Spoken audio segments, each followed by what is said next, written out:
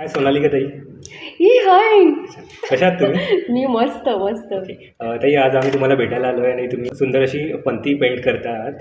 माझा प्रयत्न चाललाय हा. सो दिवाळीच्या तुमच्या तयारी सुरू सुरू झालेली आहे का? येस येस, अगदीच. म्हणजे ॲक्च्युली शूटमधनं जसा जसा मला वेळ मिळतो तसं तसं घर आधी मुळात साफ करणं, कारण तिथे लक्ष्मीचा वास असतो आपल्या घरामध्ये, त्यामुळे तो कानाकोपरा आपलं स्वच्छ करणं महत्त्वाचं. त्याच्यानंतर थोडासा फराळ जर जमला तर बेसनाचे लाडू, चिवडा, ज्या काही बेसिक गोष्टी मला जमू शकतात त्या. करंज्या वगैरे थोड्याशा डिफिकल्ट जातात, पण प्रयत्न करत असते मी. आणि हे मला खूप आवडतं डेकोरेट करायला, कारण घराचा जो बाहेरचा उंबरठा आहे त्याच्या आजूबाजूला रांगोळी काढणं, दिवे लावणं, पणत्या लावणं वेगवेगळ्या, तर ते मला खूप आवडतं. सो आता मी हा एक प्रयत्न करते की थोडीशी वेगळी रंगवून बघायची आपल्या आवडीच्या कलर कॉम्बिनेशननी आणि मग ती ठेवायची. ताई क्रिएटिव्ह वर्क किती तुम्ही करत असता? कारण कसं आहे की शूटिंग चालू असताना टाईम मिळत नाही. ॲज अ आर्टिस्ट आपण शूटिंगच्या ह्याच्यामध्ये बिझी असतो. सो किती टाईम देता? आणि आता दिवाळी पण आलेली आहे, सो कशी तयारी अजून? नाही, मी मॅक्झिमम टाईम देते ॲक्च्युली, कारण कसं असतं ना की आपलं मन आणि आपलं ब्रेन हे डायव्हर्ट व्हायला कुठेतरी गरज असते. कारण तुम्ही एकच शूटिंग इतके वर्ष, एकतर मी 15 वर्ष माझी सिरियल चालली आहे तारक मेहता का उलटा चष्मा, आणि त्याला प्रचंड प्रतिसाद लोकांकडून मिळतो.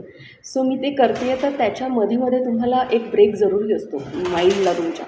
त्यामुळे तुम्ही जेव्हा तुमचं डायव्हर्ट करता मन, तेव्हा तुम्हाला परत एक एक एक्स्ट्रा एनर्जी मिळते, हॅपीनेस.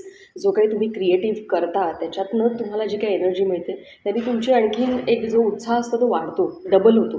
सो जेव्हा जेव्हा मला वेळ मिळेल, even not only at home, मी जेव्हा जेव्हा शूटला असते तेव्हासुद्धा माझा प्रयत्न चालू असतो की मी काहीतरी तिथे करावं क्रिएटिव्ह. ॲटलिस्ट मी म्हणजे आता इन्स्टा आहे आणि त्याच्यात आपण खूप क्रिएटिव्ह आपण बघतो, खूप खूप अनेक लोक आहेत जे, म्हणजे आम्ही तर दूर दूर तक त्यांच्यापर्यंत इतके ग्रेट लोक आहेत आपल्या इन्स्टाला, ज्यांनी खूप छान छान रील टाकलेत आणि त्यांच्या क्रिएटिव्हिटीला हॅट्स ऑफ आहेत.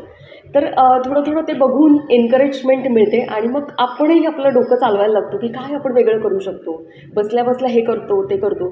तर असं माझं चालू असतं सतत ब्रेन. मी अशी शांत बसणारी नाही आहे, त्यामुळे मला आवडतं खूप आणि मला त्यातनं एनर्जी मिळते जी मला फार गरजेची वाटते. ओके.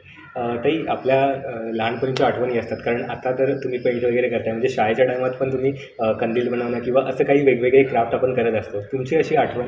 येस, मी कंदील, आम्ही माझा भाऊ आणि मी, म्हणजे मी माझी बहीण पण आहे मोठी, पण बहिणीपेक्षा माझ्या भावाचं आणि माझं खूप ट्युनिंग होतं आणि आम्ही नेहमी एकत्र बसून काही ना काही, म्हणजे मी त्याच्याबरोबर अखंड प्रचंड खेळ खेळले बाहेरचे ग्राउंडवरचे, म्हणजे जरा टॉम्बॉयशच होते मी लहानपणी आणि मी त्याच्याबरोबर खूप खेळले. सो आम्ही दिवाळीमध्ये हे सगळे जे आहे कंदील बनवणे आणि कापणे आणि ते सगळे, इवन पतंग आम्ही तयार करून ते करायचो.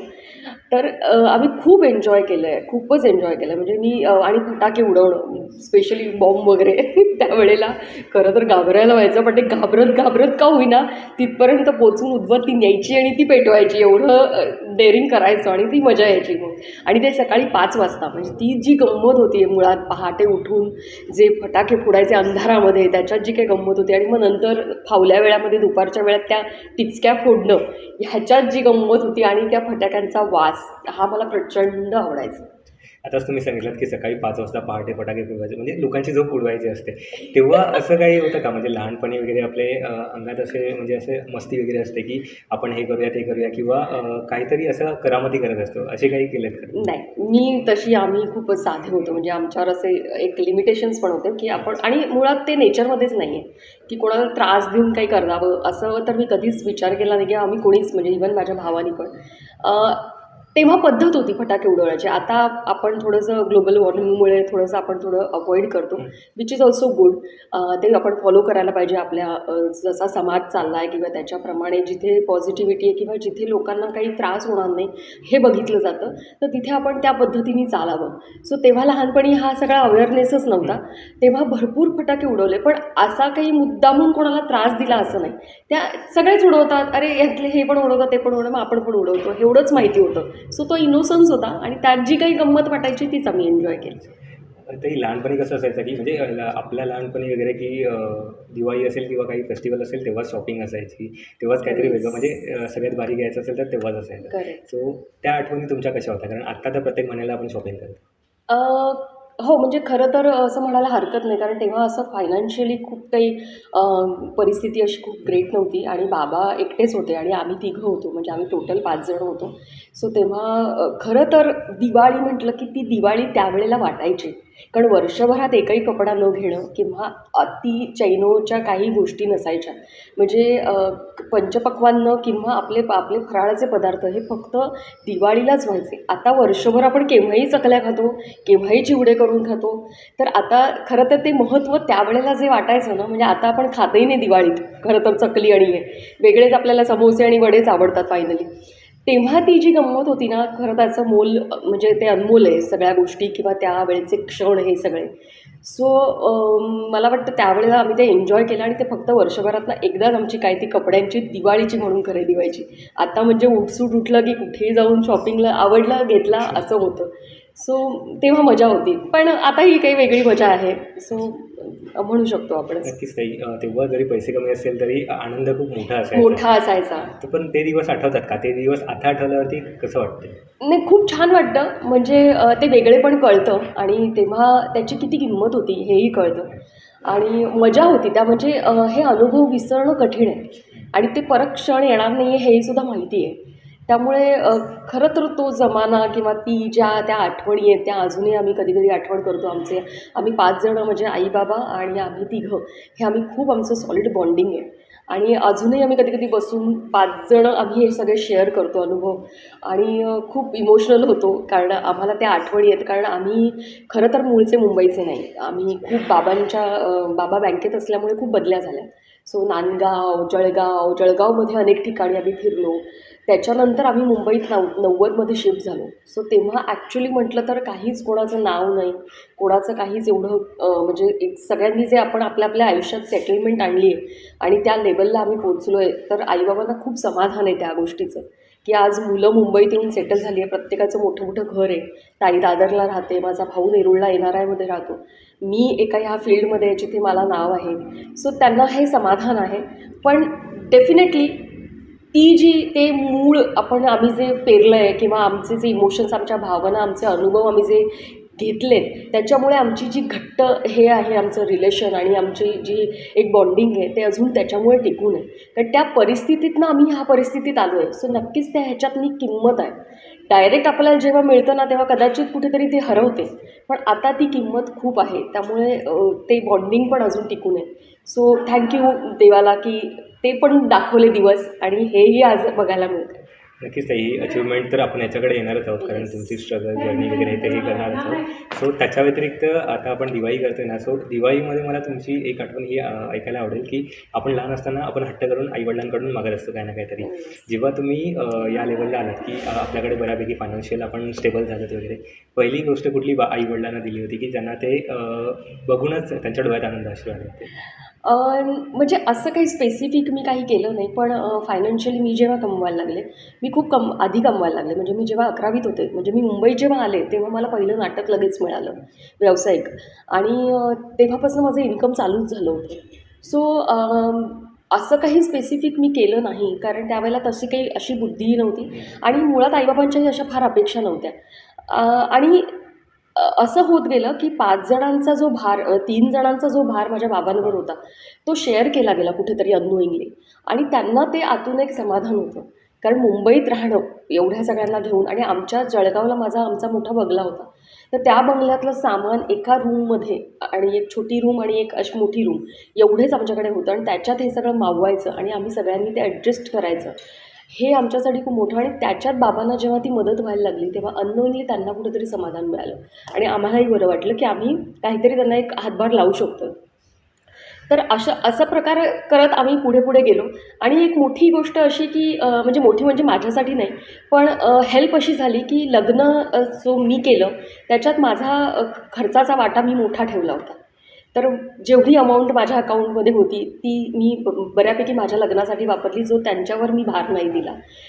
ते एक त्यांना मोठं म्हणजे एक थोडीशी धन्यता वाटली, की चला माझं जे एक टेन्शन होतं, कारण मी मुळात त्यावेळेला सुद्धा मराठी इंडस्ट्रीत बऱ्यापैकी वेल नोन होते. सो माझ्या लग्नाला म्हणजे ताईचं लग्न त्यांनी थोडं थोडक्यात आटोपलं होतं, पण त्यांना हे टेन्शन होतं की मी जर ह्या इंडस्ट्रीतली आहे, लोकांना बोलवायचं आहे, तर लोकं नक्कीच वाढणार आणि मग त्याचा आवाकाही वाढणार पैशांच्या दृष्टीने. तर त्यांनी हा विचार केला होता की बापरे, आता आपल्याला जड जाणार आहे की काय, कारण लग्न तर खूप मोठ्या प्रमाणात करायला हवं आणि पैसे असतील का नाही. पण मी सगळा हा भार, त्यांचा अर्धा भार उचलला, त्यामुळे त्यांना एक समाधान होतं. सो अशा प्रकारे त्यांना ती मदत झाली. मी त्यांना स्पेशली असं काही नाही, पण आता खूप देणं होतं, म्हणजे कारण आता त्यांना जे काही लागलं समजा काही, तर मी त्यांना म्हणते की आम्ही मुलं आहोत तुमची, तुम्ही हक्काने आम्हाला सांगायचं.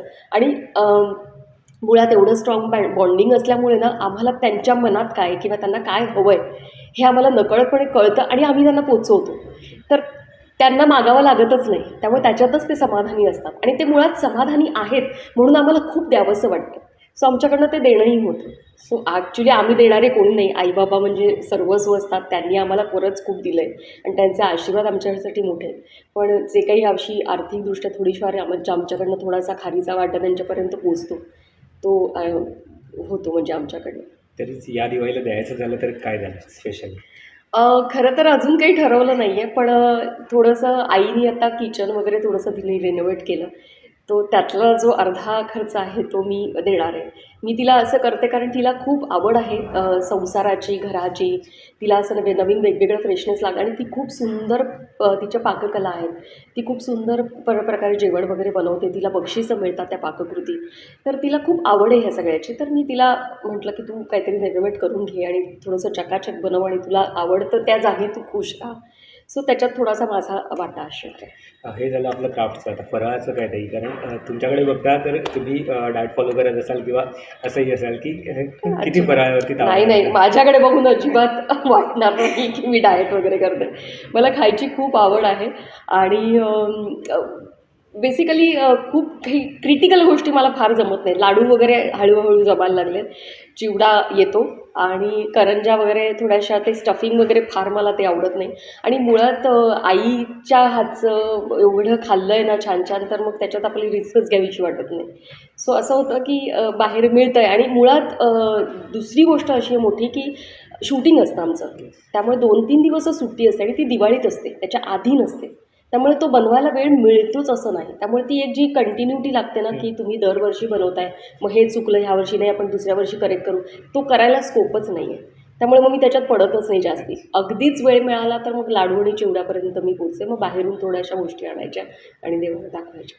नक्कीच लोकांच्या मनावरती अधिराज्य करणारी मालिका तुम्ही करत आहात. हो, सो हो. त्या सेटवरची दिवाळी यावेळी कशी असणार आहे? किंवा तुमच्या काही आठवणी की फराळ किंवा काही असेल, सो त्या सेटवरती असं काहीतरी गमतीशीर घडलं आहे आणि ते अजून लक्षात आहे? गमतीशीर तर घडतच राहतं, पण असं काही सांगण्यासारखं स्पेसिफिक काही नाही, कारण ते त्यावेळेचं सिच्युएशनल असतं. सो आम्ही खूप मजा करतो आणि बरेच वेळेला आमची दिवाळी तिथेच गेली सुरुवातीच्या वर्षांमध्ये आणि खूप मजा करतो. तिथेही आमचा एक परिवारच झालेला आहे.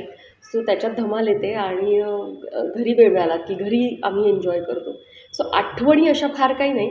आणि तिथे फराळ तर काय, तो सगळा रेडीमेडच आणला जातो आणि केला जातो आणि कधी-कधी दाखवलं जातं की माधवी भिडे काहीतरी बनवते आहे घरात आणि वगैरे, असं ते सगळं बिचारे सेटिंगवालेच सगळं आणून देतात गरमागरम आणि मी फक्त ॲक्टिंग करते की मी सॉलिड कुछ काय-काय बनवलं असं. ताई त्याच्यामध्ये तुमची लोकप्रियता वाढली आहे माधवी भिडेकडून. सो ओव्हरऑल स्ट्रगल बघता म्हणजे तुमची स्टार्टिंग काय सांगाल? कारण कसं आहे की लोकांना माहिती नसतं आतापर्यंत माधवी भिडे लोकं बऱ्यापैकी पॉप्युलर आहे, लोकं ओळखतात. पण तुमची सुरुवात कशी झाली होती या इंडस्ट्रीमध्ये?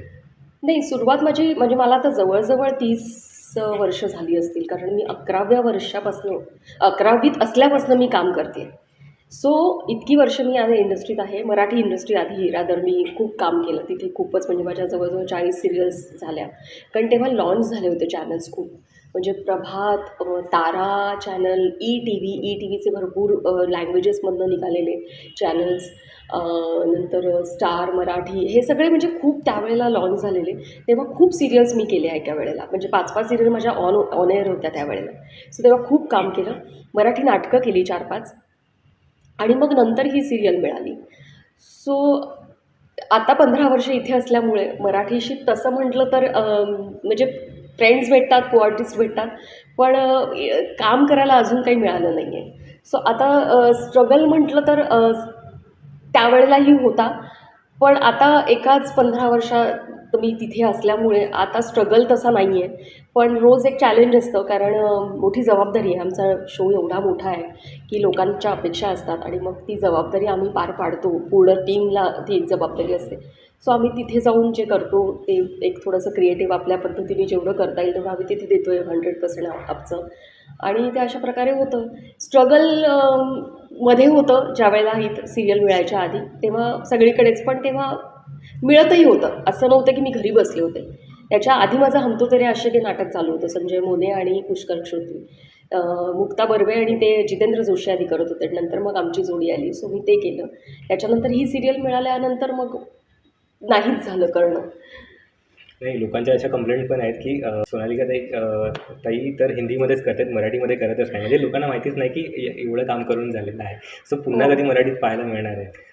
डेफिनेटली. कारण ही माझी मातृभाषा आहे. मराठी मला प्रचंड आवडतं आणि मी मराठीत एवढं काम केलं आहे, मला लोकांनी एवढं प्रेम दिलं आहे. म्हणजे माझी महाश्वेता नावाची सिरियल खूप गाजली होती. जशी तारक मेहता आहे ना, तसं वेड महाश्वेता बाबतीत लोकांना लागलं होतं. आणि आम्ही ट्रेनमधनं जातानाही म्हणजे खरं तर तेव्हा सिद्धेश पब्लिसिटी हा प्रकार एवढा कमी होता त्यावेळेला. म्हणजे आता रील्स म्हणा, होर्डिंग्ज म्हणा, केवढं तरी लोकांना पब्लिसिटी दिली जाते ज्या मेन लीड ॲक्टर्स असतात त्यांना. त्यावेळेला हे काहीच नव्हतं. पण लोकं एवढे वेडे होते की आम्हाला जवळजवळ म्हणजे ब्लाइंड स्कूलमधनं वगैरे फोन यायचे की आम्ही तुमची सिरियल ती त्या ह्या लँग्वेजनी ऐकतो, बघतो. म्हणजे आम्हाला कौतुक वाटायचं, डोळ्यात पाणी यायचं की कुठपर्यंत आपलं हे पोचलं आहे. आणि ट्रेनमधनं जाताना सुद्धा मला मी मी खरं तर तेव्हा 21 वर्षाची होते. पण मी जे कॅरेक्टर करत होते कनू नावाचं महाश्वेतामध्ये, तर त्याच्यात मी लहान होते. त्यात 10वीत दाखवले होते. तर तेव्हा लोकं मला येऊन म्हणजे ट्रेनमधनं येऊन वगैरे असे गालगुच्छ, म्हणजे मी खूप लहान असल्यासारखं मला फील व्हायचं. ते मला तसंच ट्रीट करायचे. म्हणजे एवढं प्रेम मला त्यावेळेला मिळालं होतं. सो ते विसरणं कठीण आहे. आणि मला मला तेच म्हणायचं होतं की प्रेम लोकांनी एवढं दिलं आहे ना की डेफिनेटली मला असं वाटतं मिस करत असतील. पण ती थोडीशी पिढी आता त्या ह्याला गेली आहे. आता नवीन जनरेशन आलं आहे, नवीन लोकं आली आहेत, नवीन खूप स्टार झाले आहेत आता नवीन मराठीमध्ये. सो ज्यांनी मला बघितलं आहे ते डेफिनेटली एक्सपेक्ट करत असतील. पण त्यांना मी हे सांगू इच्छिते की मला प्रचंड काम करायची आवड आहे आणि मला करायचाही आहे मराठीमध्ये. पण थोडंसं ही शो सांभाळून मला करावं लागतं आहे. कारण ही आता मी 15 वर्षे ह्या शोला जगते आहे आणि याचा अजूनही TRP तेवढाच आहे. त्यात लोकांना तेवढंच आवडतं आहे. सो डेफिनेटली मराठीत मला काही करायला मिळालं तर मी ती संधी सोडणार नाही आहे आणि परत एकदा त्या मराठी प्रेक्षकांपर्यंत मी त्यांच्या मनात ते प्रेम परत मी उभं करणार आहे. नक्कीच ताई, माध्यमं जरी वेगळी असेल, म्हणजे TV असेल किंवा नाटक असेल किंवा वेब सिरीज वगैरे हे ते आले, फिल्म पण आले. सो तुम्हाला सगळ्यात जास्त काम करायला कुठे जास्त आवडेल? मला मराठीमध्ये? सगळीकडे आवडेल. मराठीमध्ये. सगळीकडे आवडेल. कारण ते क्षेत्र असं आहे ना, की त्या कलाकारांसाठी ते ओपन आहे. आणि कलाकार हा असा असतो ना, की तो कुठेही एक तो फिट होतो. त्याला ॲक्टिंग करायला मिळणं आणि सॅटिस्फॅक्टरी एक आणि चॅलेंजिंग एक कॅरेक्टर करायला मिळणं हेच त्याच्यासाठी खूप मोठं असतं.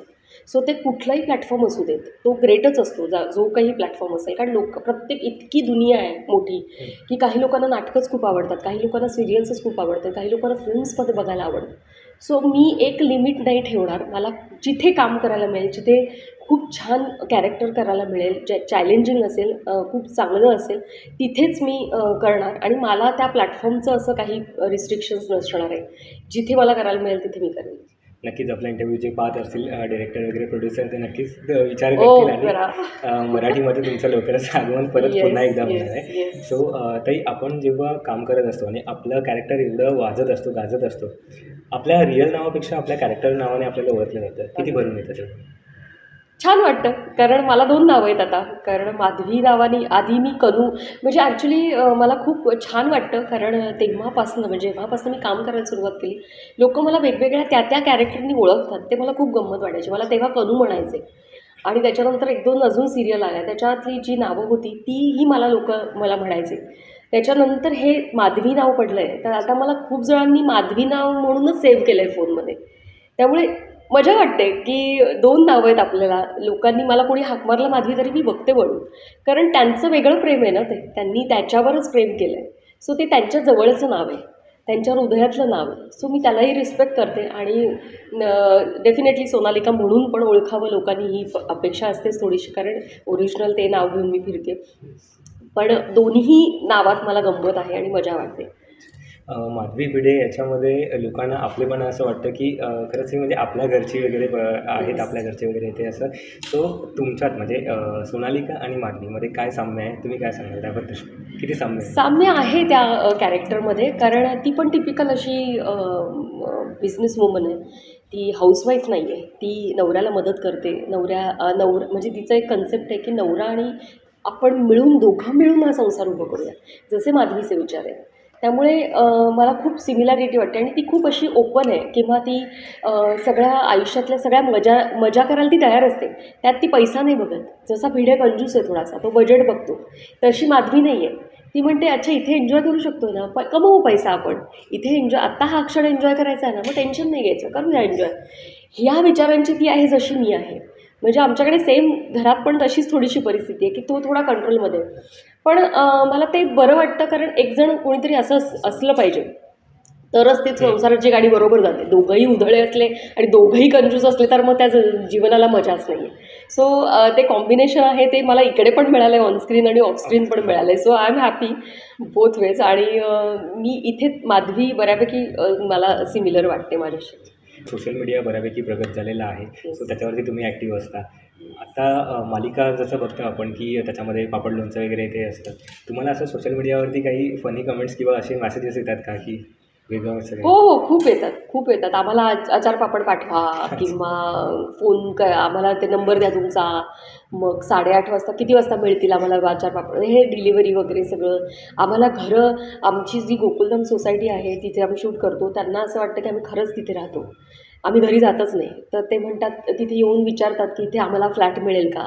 म्हणजे खरं तर त्यांना माहिती असलं पाहिजे की हे शूट आहे, हे खोटं आहे, हा नवरा खोटा आहे, मुलगी खोटी आहे, सगळे ते सगळं दाखवत आहेत ते सगळं सेट आहे.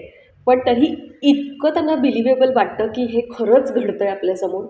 तर त्यांना असं बिचारे ते इतके इनोसंटली घेतात की इथे घर मिळेल आपल्याला तर आपण गोकुलधाम सोसायटीत राहू, कारण इथे खूप मजा असते.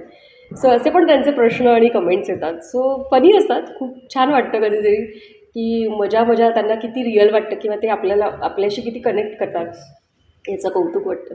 हेच नक्कीच लोकांचं प्रेम आहे हे. खूप खूप प्रेम आहे. ताई अशी एखादी आठवण की सेटवरती किंवा असं की त्या सिच्युएशनला किंवा त्या सीनला खूप इमोशनल झालात आतून, की ते फील होऊन आलं असं?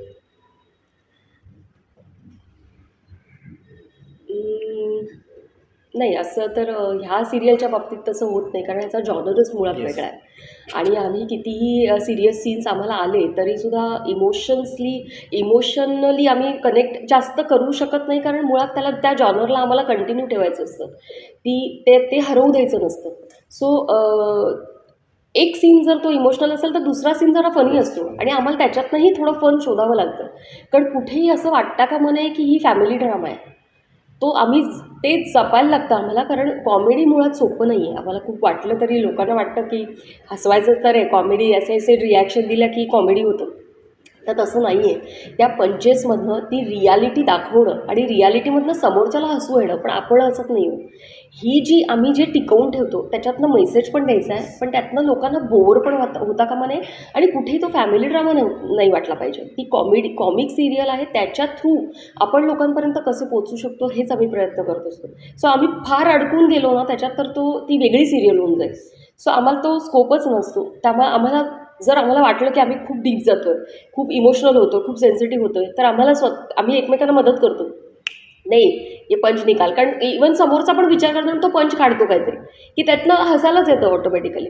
सो ही सिरियलच मुळात तशी नाही आहे की जिथे असं काही कनेक्ट करता येईल. मला आठवतं आहे माझी एक मराठी सिरियल होती, एका श्वासाचं अंतर म्हणून. तिथे मी खूप इमोशनल झाले होते, कारण माझं लग्नही ठरलं होतं आणि ती जी स्टोरी होती ती खूप इमोशनल होती. हरणाची, म्हणजे बऱ्याच लोकांना माहिती असेल ती हरिण आणि त्याचा जो जोडीदार, त्याच्या कातडीचा ड्रम बनवणं, आणि ती एक स्टोरी होती जी लोकांना माहिती असेल डेफिनेटली. ती स्टोरी मी सांगत असते माझ्या समोरच्या को आर्टिस्टला आणि तेव्हा मी खूप रडलेले. म्हणजे ते आउट ऑफ कंट्रोल गेलेलं की शूटिंग थांबलं आणि एक 15-20 मिनटं मी त्या इमोशन्समधून बाहेरच येत नव्हते. सो आर्टिस्टबरोबर हे घडतं, पण त्याला ते बॅकग्राऊंड असेल तर ते ॲक्च्युली कधी कधी होऊ शकतं, तर जर तुम्ही इतकं इमोशनली कनेक्ट झालात. पण ह्या सिरियल बाबतीत तसं नाही झालं कधी. ते तुम्ही आता सांगितलं की 15 वर्ष तुम्ही कंटिन्यू एक सीरियल करताय. पण असं असतं ना की आपण ती सीरियल करताना त्या कॅरेक्टरमध्ये घुसत असतो. 15 वर्ष तुम्ही ते कॅरेक्टर करताय. सो त्याच्यातून बाहेर येताना इझिली येता का किंवा हो. किती कठीण जातं? नाही, नाही. कठीण अजिबात जात नाही. म्हणजे आता तर इतकं यूज टू झालं आहे, की आम्हाला पटकन शिरायलाही वेळ लागत नाही. म्हणजे आम्ही रीडिंगला बसलो, की येतंच आमचं ते ऑटोमॅटिक. इतकी सवय झाली आहे.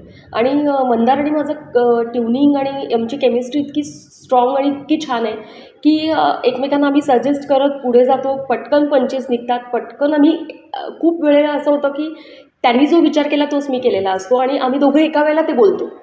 आम्ही इतके कनेक्ट झालेलो आहोत. त्यामुळे खूप रेग्युलर झालं आहे आमच्यासाठी. पण तरीसुद्धा आम्ही हे विसरत नाही, की कुठेही त्याला ढिलेपण किंवा कुठेही त्याची ग्रीप जाऊ देता कामा नये. हे आमच्या दोघांच्याही लक्षात असतं. म्हणजे कुठेही आम्ही पसरत नाही. कुठेही आम्हाला मिळतोय ना स्कोप, कॉमेडी सिरियल आहे ना, हा पण पंच घेतो, तो पण पंच, असं नाही. आम्हाला स्टँडर्डही टिकवायचं असतं. त्यामुळे आणि कॅरेक्टरही आम्हाला पकडायचं असतं. कारण लोकं आमच्याशी कनेक्ट करतात. बरेच लोकं म्हणतात, की आमच्या घरात असेच कॅरेक्टर आहेत, म्हणजे असेच कपल आहेत. तर आम्ही तुम्हाला खूप कनेक्ट करतो. ते कनेक्शन राहिलं पाहिजे. त्याला कुठेही आउट ऑफ लिमिट म्हणजे ते आउट ऑफ वे जाऊन काही केलं आहे असं नाही करता कामा. सो आम्हाला त्याचंही भान असतं आणि ते ठेवावं लागतं. एक जण कधीतरी कुठेतरी असं होतं की पसरला आहे, तर त्याला परत नाही नाही रे, come back to our show असं होतं. ते आम्ही एकमेकांना त्याची आठवण करून देतो. इन केस कधी असं झालं तर. असं होत नाही, पण तरी एकमेकांना सावरणं हे आमचं काम आहे आणि ते आम्ही करत आलो आहे. त्यामुळे ते टिकून आहे आजपर्यंत. मंदारचा आता विषय निघाला आहे तर मालिकेमध्ये कंजूस वगैरे येते असं दाखवलं. रिअल लाईफ कसं आहे? हां, नाही रिअल लाईफमध्ये तसा म्हटलं तर अनुभव असा येत नाही, पण he is a very good person आणि तो असा काही जे त्याच्यात दाखवलं आहे तसा नाही आहे. पण शिस्त आणि त्याचे बाकीचे जे विचार आहेत ते त्याच्याशी पण जुळतात. म्हणजे बऱ्यापैकी मंदार पण जसा मी बातमीशी कनेक्टेड आहे, तसा तो पण म्हणतो, असं तो स्वतःच मान्य करतो, की हां, मला आवडतं शिस्तीत राहणं वगैरे असं. असं त्याचं म्हणणं असतं. सो मला असं वाटतं तो पण तशा पद्धतीचं थोडासा असेल, पण एवढा कंजूस नाही, जेवढा भिडे सतत टेन्शन घेतो आणि सतत बजेटबद्दल बोलत असतो, तसं तर तो काही करत नाही. यावेळीची दिवाळी तुमची कशी असणार आहे? त्याबद्दल थोडंसं काय सांगा? ह्या वेळची दिवाळी कदाचित मला 2च दिवस सुट्टी असणार आहे आणि सगळ्यात मजा आमच्याकडे काय असते माहिती आहे का? 3 दिवस सुट्टी असो, 4 दिवस सुट्टी असो किंवा 2 दिवस सुट्टी असतो. आम्ही इतकी मजा करतो कारण माझा जो फ्लोअर आहे, जिथे मी राहते, त्या फ्लोअरवर माझ्या मैत्रिणी आहेत आणि आम्ही अख्ख्या जो फ्लोअरवरच्या जेवढी आमचे 5 मेंबर्स आहेत, ते मिळून आम्ही खूप मजा करतो. एकतर आमची आदल्या दिवशीपासून रांगोळी असते मोठी. म्हणजे आमचा मोठा पॅसेज आहे, त्याच्यात आम्ही अशी एवढी मोठी रांगोळी काढतो. जागतो रात्री, पूर्ण रात्र म्हणजे 4, 5, 6 वाजेपर्यंत आमची ती रांगोळीचं सगळं चाललेलं असतं आणि आम्ही जागतो, मजा करतो आणि लक्ष्मीपूजन असतं. त्या दिवशी प्रत्येकाच्या घरातली पूजा होते लक्ष्मीची आणि मग रात्री आम्ही परत भेटतो सगळे आणि एक ड्रेस कोड पण ठरवलेला असतो आधीपासून आणि मग सगळ्यांनी त्या कलरचे कपडे घालायचे आणि सगळ्यांनी भेटायचं. मग ते एकाच्या घरात आणि जातात सगळीकडे, सगळे फिरत असतात, पण एकाच्या घरात ते जेवण लागलेलं असतं. मग तिथे जेवायचं, गप्पा मारायच्या, टाईमपास करायचा. मग रात्री भरपूर मजा करायची, डान्स करायचा, गाणी बघायची, मजा करायची. असं आमचं हे दरवर्षीचं रिच्युअल आहे. तर 2 दिवस मिळत सुट्टी किंवा 4 दिवस मिळो, म्हणजे आमची मजा तिकडे शूटला पण होते, कारण त्यावेळेला पण आम्ही पण दिवाळीचं काही शूट करत असतो. त्यामुळे ते शूट करतो आणि नंतर इथे मी येऊन ही सगळी माझी घरची मजा असते. सो आमची धमाल असते दिवाळी म्हणजे. ते दिवाळीच्या गप्पा आपल्या रंगत राहिल्या आणि तुमचं पेंटिंगचं काम तसंच राहिलं. राहिलं. सो आपण आता जाता जाता प्रेक्षकांना काय सांगाल आणि तुमच्या पेंटिंगसाठी तुम्ही कंटिन्यू करा. सो प्रेक्षकांना जाता जाता मेसेज काय द्याल? सो आता मी पेंटिंग करते आहे. तुम्ही पण अशा क्रिएटिव्ह गोष्टी नेहमी करत राहा आणि तुम्हा सगळ्यांना दिवाळीच्या खूप खूप शुभेच्छा. फटाके शक्यतो फोडू नका आणि मजा करा, रांगोळ्या काढा, दारात दिवे लावा, जे हसत राहा एकतर नेहमी. जे काही दुःख आयुष्यात येतातच, पण त्यांना आपण जर हसून स्वागत केलं ना त्यांचं, तर ते पटकन परत जातात. त्यामुळे नेहमी हसत राहा आणि आमची मालिकाही बघत राहा, कारण ती आम्ही हसवत असतो आणि हसवण्याचा प्रयत्न करत असतो.